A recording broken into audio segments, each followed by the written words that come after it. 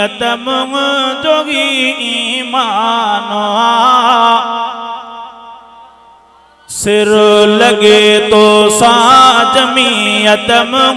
जोगी ईमान बाखुदा हिकुमात छा घर बार धन कुर्बान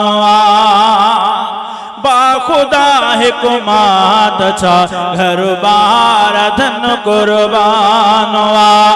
जय जमात जा हुजने आलिम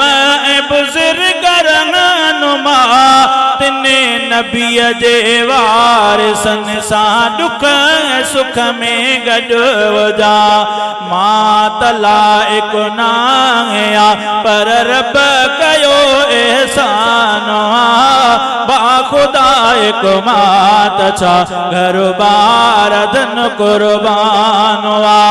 ओ जाय जी मजबूत हूंदी पीड़ खतरो नाम पो जी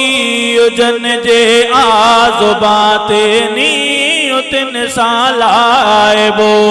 हिन जमात जी आई खास हिक पहचान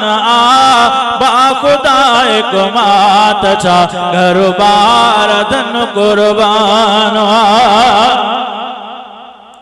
राम आना तवी ऐं शाह वलीउल्लाह जी पोख पोखला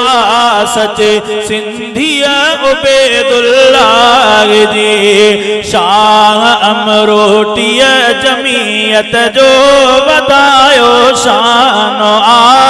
बाखुदा हिकुमात छा घर बार धन कुर्बान हो तम किरदार मुफ्ती मिठे महमूद जो बेर वारो गिन जमीयत जो वकालतदार हो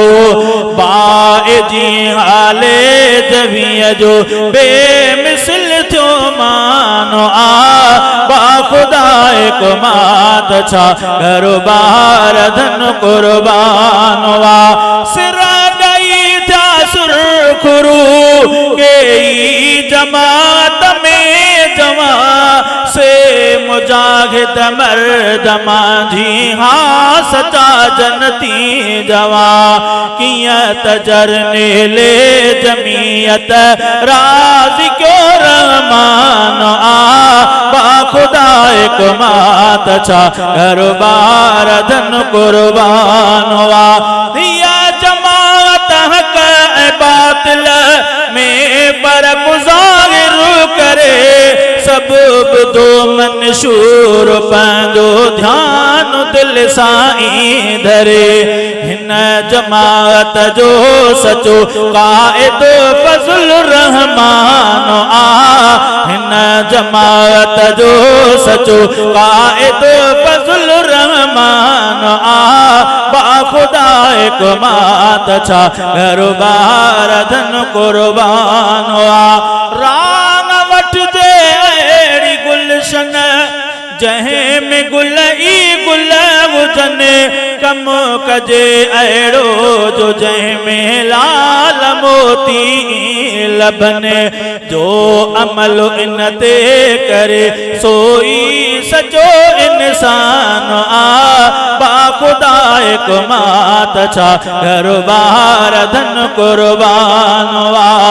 सिर लगे तो सा जमीयत जोगी ईमान